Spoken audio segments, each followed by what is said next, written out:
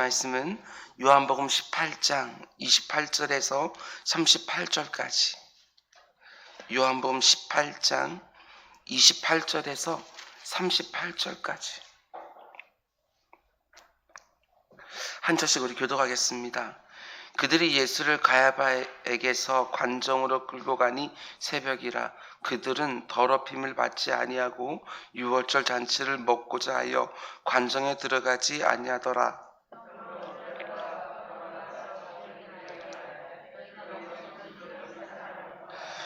대답하여 이르되 이 사람이 행악자가 아니었더라면 우리가 당신에게 넘기지 아니하였겠나이다.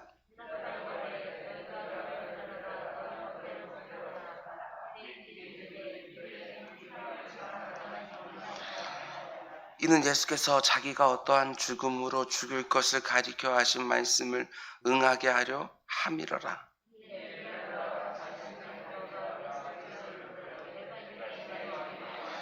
예수께서 대답하시되 이는 네가 스스로 하는 말이냐 다른 사람들이 나에 대하여 내게 한 말이냐.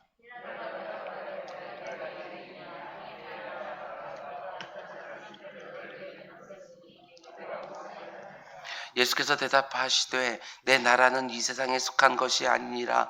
만일 내 나라가 이 세상에 속한 것이었다면 내 종들이 싸워 나로 유대인들에게 넘겨지지 않게 하였으리라. 이제 내 나라는 여기에 속한 것이 아니니라.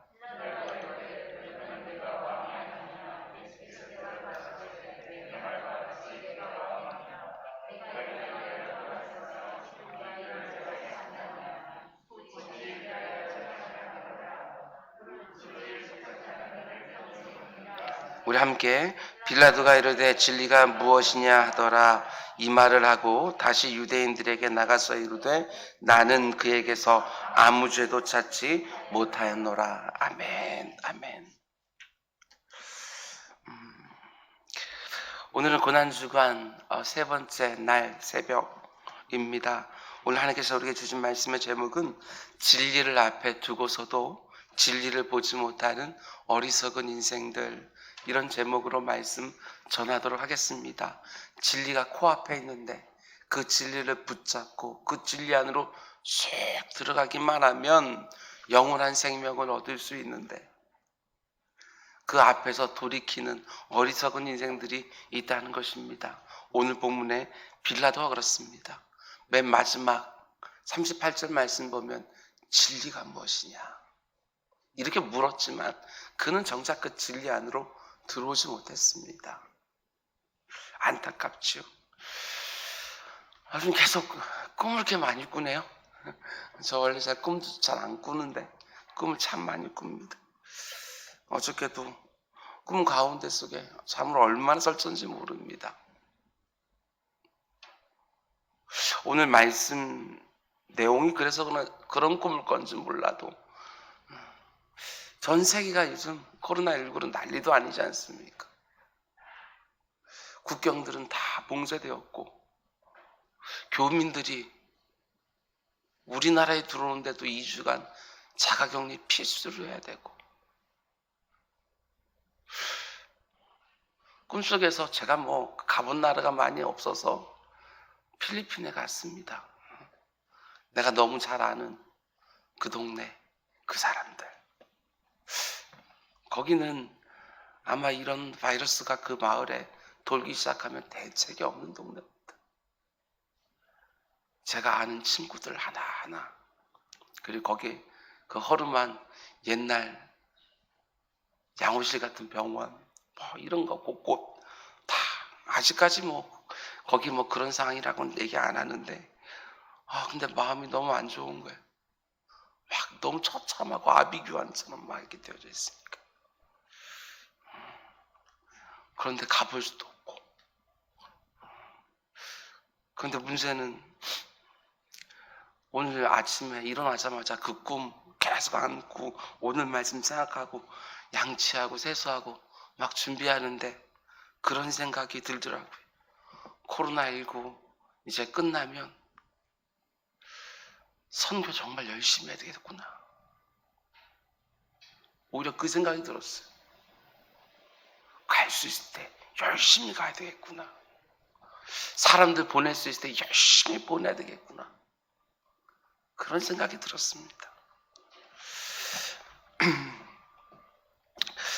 고난주간 말씀들을 묵상을 하면서 이런 생각이 듭니다. 예수 그리스도의 체포되심과 신문 받으심과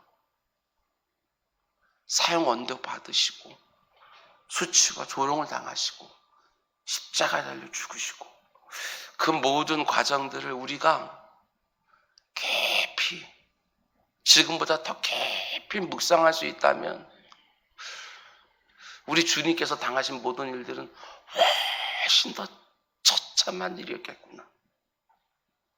그죠? 우리도 영화로 무슨 잔인한 장면 보는 거하고 실제로 내 눈앞에서 보는 거하고는 다를 것처럼 실제로는 훨씬 더 처참했겠구나. 또 한 가지는 저와 여러분이 받은 구원,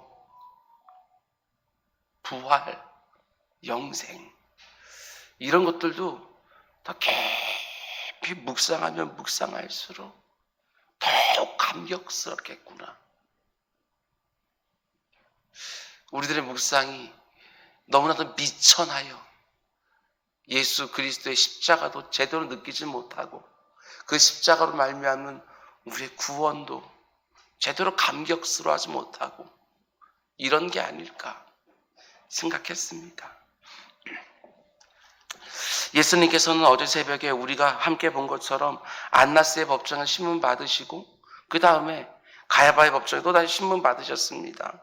그리고 그 자리에서 사형 언도를 받으셨죠. 그런데 이때 우리 주님 심판 받으시는 장면을 보면 이 재판은 공정한 재판이 아니라고 말씀을 드렸습니다. 폭력이 난무하는 재판이었습니다. 안나스의 법정에서 재판을 받을 때도 우리 주님께서 공정한 재판을 요구하니까 어디 함부로 대제사장에게 말대꾸하냐고 옆에 있는 아랫사람이 우리 주님을 손으로 쳤습니다. 이게 감히 감당이나 될 일입니까? 뿐만 아니라 가야바의 법정으로 가서는 또 어떤 일이 있었느냐. 요한복음 나오지 않지만 마태복음 26장 말씀 보면 예수님의 얼굴에 침을 뱉고 주먹으로 얼굴을 치고 온갖 모욕을 다 행하는 거 보게 되어집니다. 그리고 이제 그 상한 육신과 마음을 가지고 빌라도의 법정으로 끌려가서 다시 신문을 받게 되는 것입니다. 안나스의 법정에서 농락당할 대로 다 농락당하시고 가야바의 법정에서 그들의 놀이개감으로 그렇게 다 힘든 조롱과 수치를 다 당하시고 이제는 빌라도의 법정으로 옮겨져서 또 신문을 받으십니다. 빌라도의 법정은 이방인의 법정입니다. 거기서 빌라도와 오고 가는 대화들, 그게 오늘 우리가 함께 묵상해 보려고 하는 내용들입니다. 그런데 이런 질문이 생겼습니다. 왜 성경은 빌라도의 재판, 이방인의 법정에까지 서고 있는 예수님의 모습을 이렇게 상세하게 다루고 있을까? 여기 두 가지 이유가 있습니다. 첫 번째 이유는 예수님이 이렇게 말씀하신 적이 있었지요. 마태복음 20장 18절 19절 말씀 보면 보라 우리가 예루살렘으로 올라가노니 인자가 대제사장들과 서기관들에게 넘겨짐에 그들이 죽이기로 결의하고 여기까지 말씀은 그대로 지금 진행되고 있는 거예요. 근데 그 다음 19절 이방인들에게 넘겨주어 그를 조롱하며 채찍질하며 십자가에 못 박게 할 것이니 지금 이것이 이루어지고 있는 것이지요. 이방인들에게 넘겨졌다. 예수님은 자신이 어떤 과정을 거쳐서 십자가에 달리게 될지를 미리 말씀하시고 그 말씀하신 그대로 지금 다 이루어지고 있는 것이지요. 여기서 핵심은 그 말씀하신 그대로. 이게 핵심입니다. 오늘 보면 요한복음 18장 32절도 이렇게 말하죠. 이는 예수께서 자기가 어떠한 죽음으로 죽을 것을 가리켜 하신 말씀을 어떻게요? 응하게 하려 함이로라. 예수님이 자신이 어떠한 죽음으로 죽을 것인지를 미리 말씀하셨다. 이렇게 되어 있는데 유대인들이 사람들을 주로 사형에 처할 때는 돌로 쳐서 죽이는 것입니다. 근데 성경을 보면 메시아가 인간의 모든 죄를 지고 죽을 때 어떤 방식으로 죽게 된다고 말합니까? 나무에 달려 죽는 방법을 말하고 있습니다. 십자가 죽음을 말한 것이지요. 성경 말씀 그대로 되고 있는 것입니다. 여기서 굉장히 중요한 메시지가 있습니다. 예수님은 유대인들에게 율법을 폐한다고 공격받았습니다. 그러나 예수님은 늘 말씀하셨죠. 내가 율법을 폐하러 온 것이 아니고 율법을 응하게 하려고 왔다. 예수님은 정말 그렇게 하셨습니다. 말씀대로 태어나셨고 말씀대로 사역하셨고 이제 말씀대로 죽으시는 것입니다. 그리고 사흘 뒤에 말씀대로 살아나시는 것이고, 너무나 철저하게 예수님은 자신을 하나님의 말씀에 매이게 하셨습니다. 왜 이방인의 법정에 섰느냐? 그래야 하나님의 말씀을 하나도 빼놓지 않고 다 이룰 수 있기 때문에 그렇습니다. 생각하면 생각할수록 이게 얼마나 엄청난 얘기인지 모르겠습니다. 생각해 보셔요. 주님이 더 크십니까? 율법이 더 큽니까? 히브리서 기자는 분명히 말합니다. 율법보다 크신 그리스도. 분명히 말합니다. 그런데도 예수님은 그 말씀에 철저하게 자신을 매이게 하십니다. 이게 놀랍죠. 고난주의 세 번째 새벽, 말씀보다 더 크신 예수님, 말씀에 자신을 매이게 하신 주님의 모습을 보면서 우리가 반드시 생각해 봐야 되는 것이 있습니다. 그러면 나는 어떤가? 예수님처럼 하나님 말씀에 매어서 과연 살고 있는가? 아니면 상황에 따라 말씀을 넘나들며 살고 있는가? 이거요. 오늘 본문에서 예수님이 보여주시는 것처럼 정말 언제나 하나님 말씀 그대로 응하게 하기 위하여 하나님 말씀을 단단히 붙들고 거기에 매여서 살고 있냐는 것입니다. 저도 그렇고 여러분도 그렇고 너무나 부끄러울 때가 많습니다.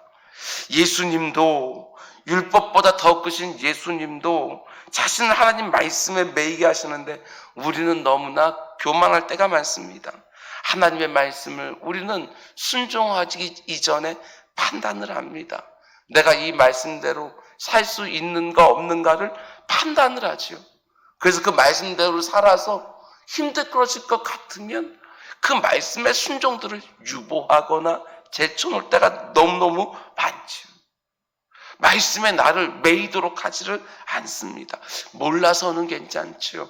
그런데 알게 되어지면, 분별되어지면 말씀 아래 나를 복종시켜야 되는데 그거를 제대로 못할 때가 많다는 것입니다. 아니, 말씀에 순종하다가도 상황만 조금 달라지면 내가 부득이하여 이러면서 또다시 순종에서 불순종으로 바뀔 때가 너무나도 많이 있다는 것이지요. 오늘 예수님의 이 모습에서 우리는 보아야 됩니다. 하나님의 말씀이 내게 얼마나 묵직하게 내 삶 가운데 들어와 있는지 이거를 보셔야 됩니다. 어떤 말씀은 지키고 어떤 말씀은 지키지 않고 그게 아니지요. 모든 말씀 하나님이 내게 들이미시면 그 말씀 붙들고 어떻게든지 순종하기 위하여 내 능력, 내 의지로 안 되니까 힘 달라고, 의지 달라고, 환경 달라고 그리고 부르짖는 것인데 우리는 그 말씀대로 살아보려고 애를 쓰지 않으니까 부대낌이 없으니 기도하지도 않는 이런 모습이 있는 것은 아닌가 생각하게 되어집니다. 말씀과 기도 꽉 붙들고 살아야 거룩하게, 경건하게 세상 사람과 다르게 살 수 있는 거 아니겠습니까?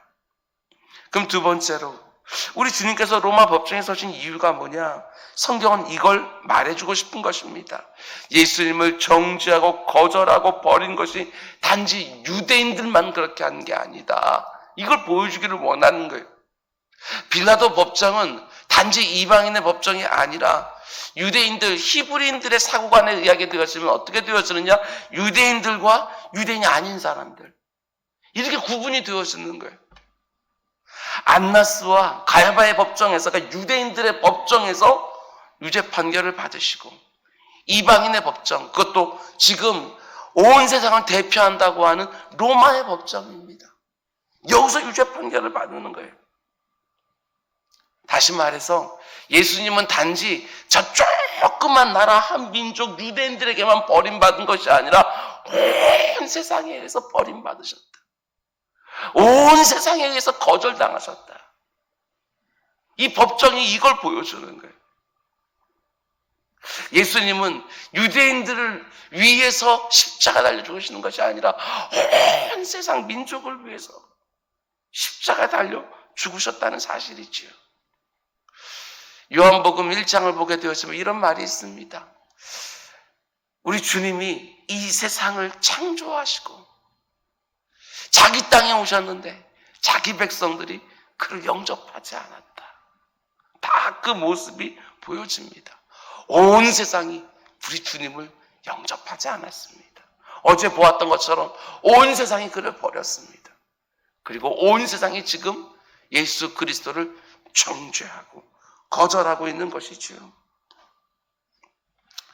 예수님이 로마 총독 빌라도에게 신문을 받으시는데 본문을 보면 대제사장들과 공의원들이 빌라도에게 예수님을 끌고 옵니다. 그런데 그 끌고 온 시간이 언제냐? 유월절 당일 새벽 시간이라고. 근데 재밌는 게 무엇입니까? 예수님을 끌고 온 대제사장과 공의원들이요, 빌라도 이방인의 법정에 예수님을 넘겨주고 자기들은 그 공회 안으로 들어가질 않습니다. 이게 엉터리죠. 28절. 그들이 예수를 가야바에게서 관정으로, 로마 관정으로 끌고 가니 새벽이라.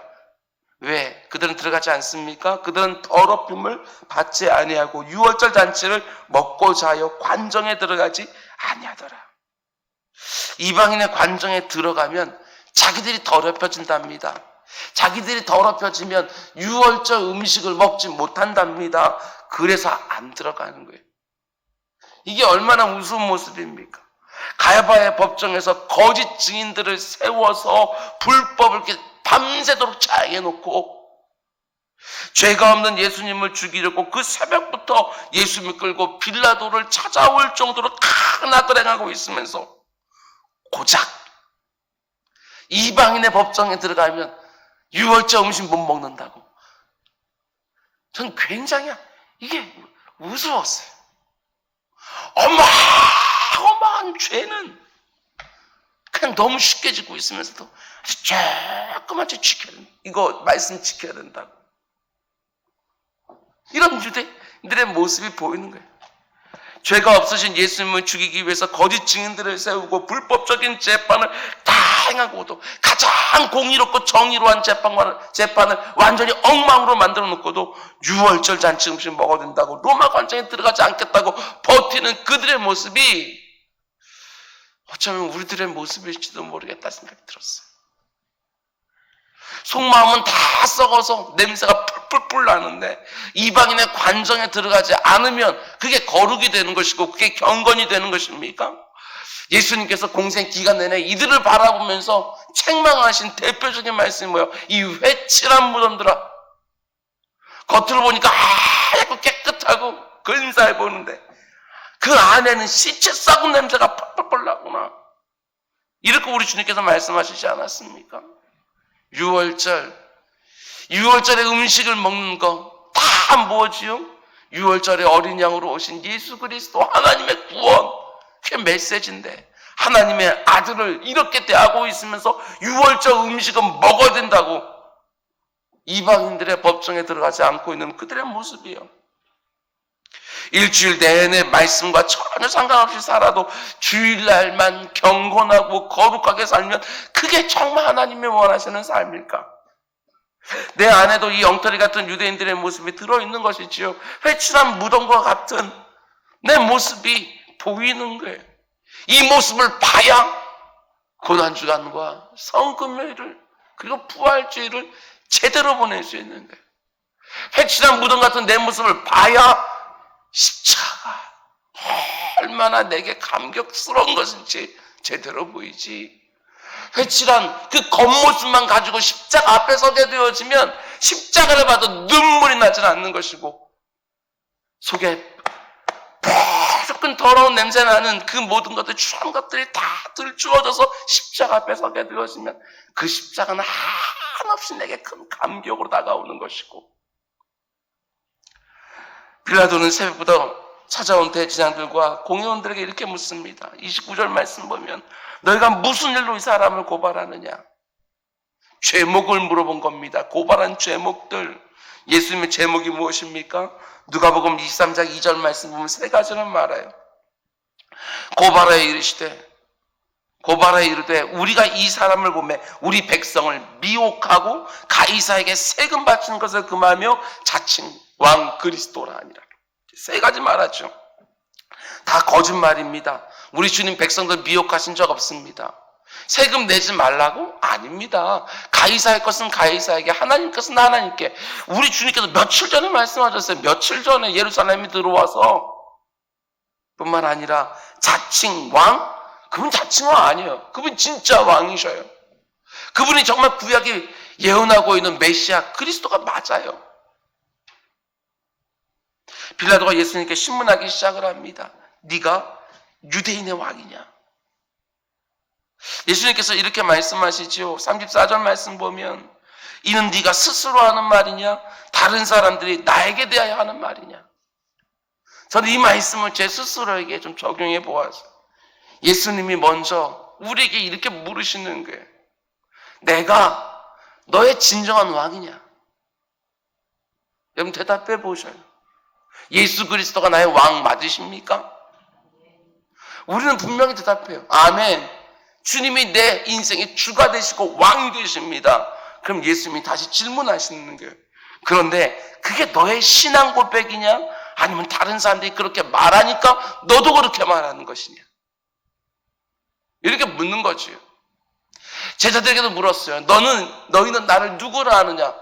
사람들이 이렇게도 말하고 저렇게도 말하고 저렇게도 말하면 아니 사람들이 말하는 거 말고 너희들은 뭐라고 말하냐? 베드로가 말합니다. 주는 그리스도시요 살아계신 하나님의 아들이십니다. 오늘도 우리에게 물으시는 거예요. 너의 신앙 고백을 듣고 싶다. 내가 정말 너의 왕이냐? 내가 정말 네 인생의 주인이냐? 나를 왕이라고 정말 생각하면 내 백성답게 살아. 내가 너희에게 준 법대로 살아. 내가 정말 너의 주인이라고 네가 고백한다면 내 종처럼 살아. 나 부리려고 하지 말고 내가 시키는 것들 제대로 좀 해. 말씀하지 않겠냐고요.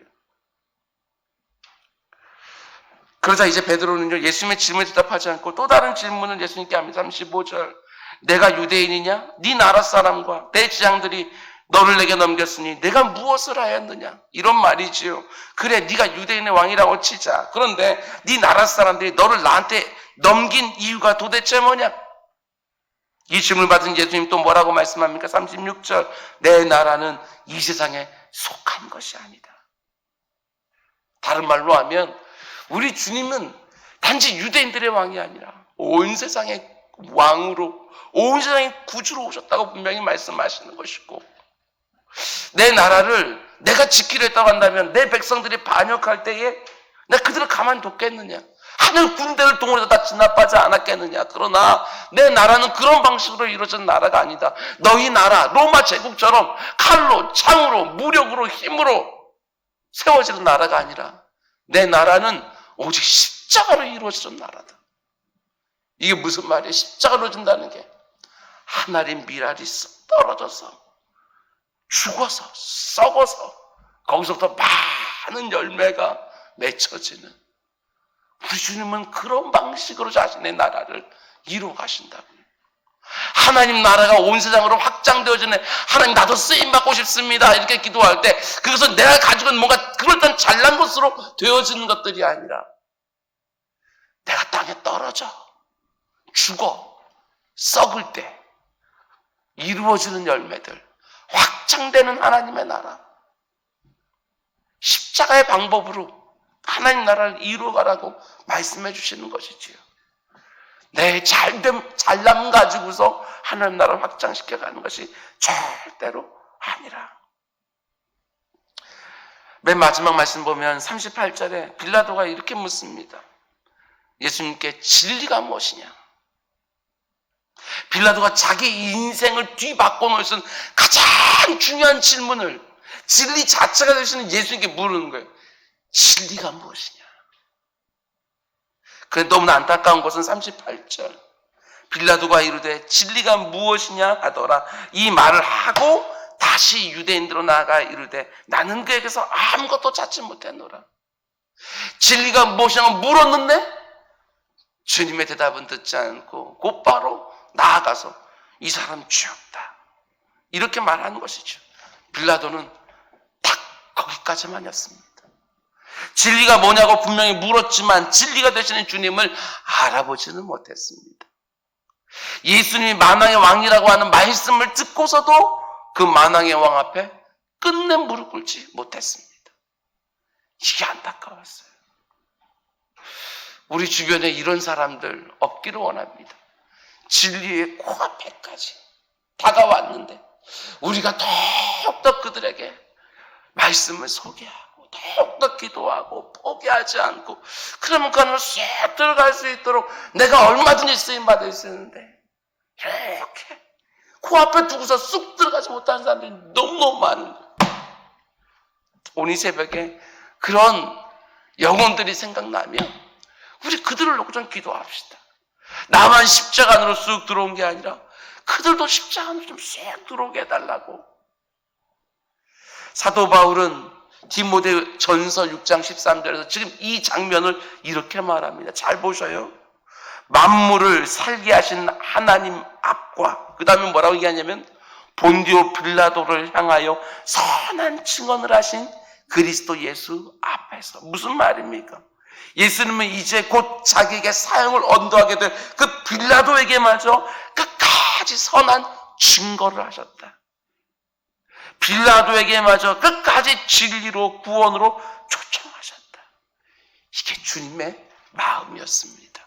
십자가에 달려서도 그 앞에 자기를 향하여 죽이라고 소리치는 그 사람들에게 아버지여 저들의 죄를 용서하소서.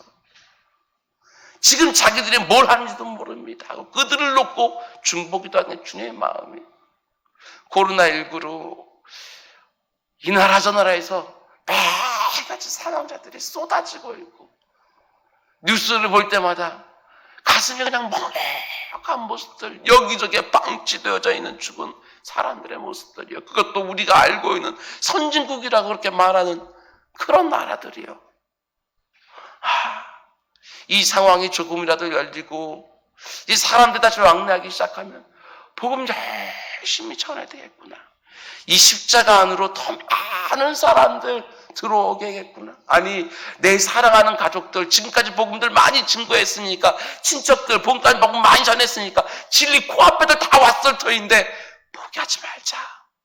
쑥 들어갈 때까지 끝까지 기도하고 권면하고 그래서 단 한 사람도 진리가 무엇인지 묻기만 하고 그 앞에 돌아가는 사람 내 곁에는 없게 하자. 하나님 앞에 나아가 기도하고 힘을 구하는 우리 모두가 될 수 있기를 주님의 이름으로 축원을 드립니다. 기도하겠습니다.